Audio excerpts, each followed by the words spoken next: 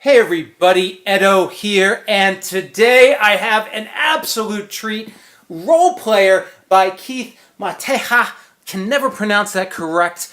Little disclosure first. One, I was playing this game but had a friend's copy. Sold out. Finally back in stock, but Keith did send me this copy. And the other piece is, turns out Keith is amazing at single player design and did the single player design for Herbaceous, so I've worked with him. But I have to tell you about Role Player regardless. This game is outstanding.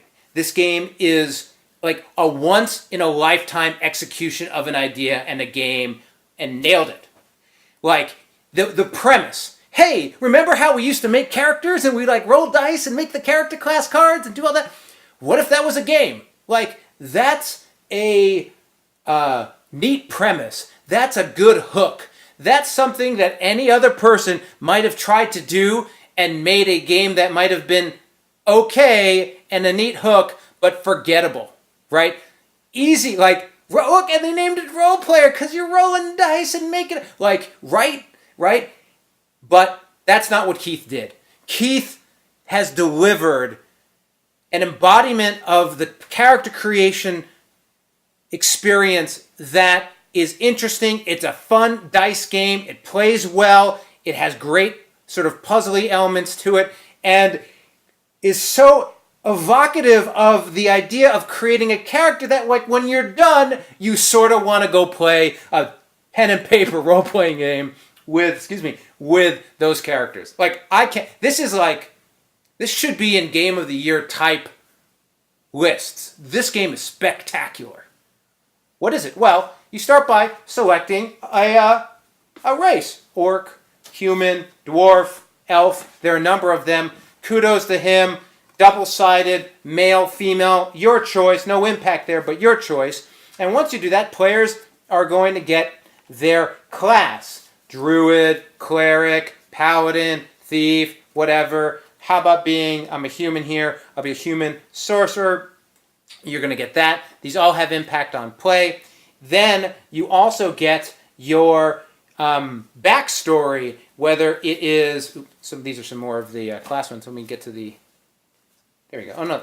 Yeah, there we are. Backstory. Street urchin, resilient, prosecuted, rift walker, mentor, brawler, and these all have text on them that give some flavor, but you're going to get one of those. Sorcerer, brawler, whatever. It's cool. And then you're going to get a alignment, whether it's eccentric, protector, scoundrel, arbiter, lunatic. Let's be a lunatic here, right?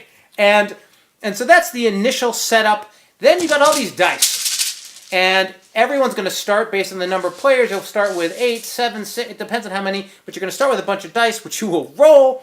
And then you have an initiative board, and depends on the number of players again, as well as items and armor and weapons and all this stuff. But so you have a board, and on this board, you're going to start putting in dice into these slots. You have to start on this side and work your way over. But what you're trying to do is ultimately make the best character that's most attuned to who they are.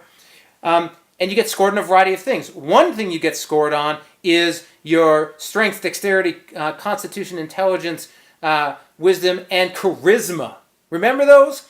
And each character class has targets, and what you're going to be doing is putting dice in and trying to hit that number. So it could be strength 14 or greater, but it might say a 16 or 17, or you might need an intelligence of 18 to be a good sorcerer. And you're putting these dice in. Now, after the initial foray, you're going to be picking dice from an initiative slot based on first player, but you'll also be using abilities you get from each of these classes to turn the dice over. So one will let you turn one up or one down. It'll let it flip it over. You'll get to re-roll. So placing die gives you an ability to help you min-max that to get those good points. So you're going to get points for that. Next, each class also has a stone or a color of choice, and you get extra victory points for that.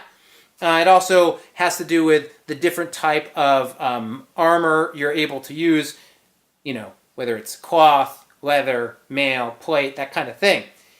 You also get points for how well you align to your backstory and making sure to have those colored dies in that position. So again, this is another manipulating to get numbers, manipulating to get the position type of things.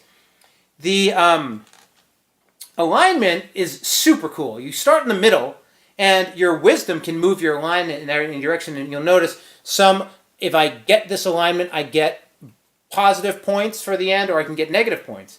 But the thing that happens is you get skills in the game, and skills in the game can be used, and when they're used, or sometimes when they're acquired, when you acquire a trait, for example, it'll impact your positioning.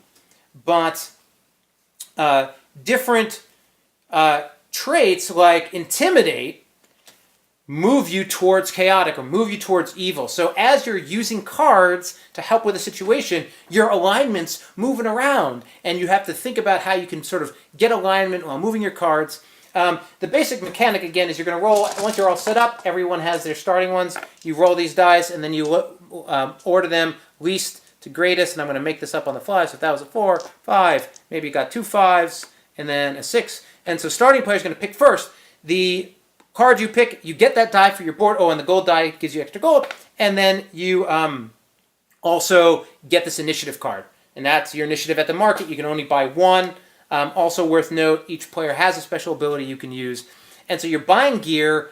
Armor tends to give you extra victory points, some other things. Weapons give you abilities that occur. I mean, they're all a little different, but oftentimes on when other people do things or things that happen in the game, you have handedness, like you might only be able to hold 2 weapons. You might be able to be a barbarian and hold 4 as your special ability because you're an animal. And then you have traits, which usually give you end-of-game bonuses or ongoing things, and the skills which you can use. So tight, so well balanced, really fun. It's dice manipulation. It's puzzly. It's not really a take that game, but there is stuff you're doing, and if you can't buy anything, you can trash something for the market, and that works. But it's so good. It's again, top 10 thematic games, easily. This does such an incredible job with this idea, but also layers in a fun game. Even includes a solo play, which is awesome because Keith is awesome at solo stuff, again. But highly recommended, super highly recommended. Anyway, subscribe, share, all that good stuff. Most importantly, play some great games. Thanks.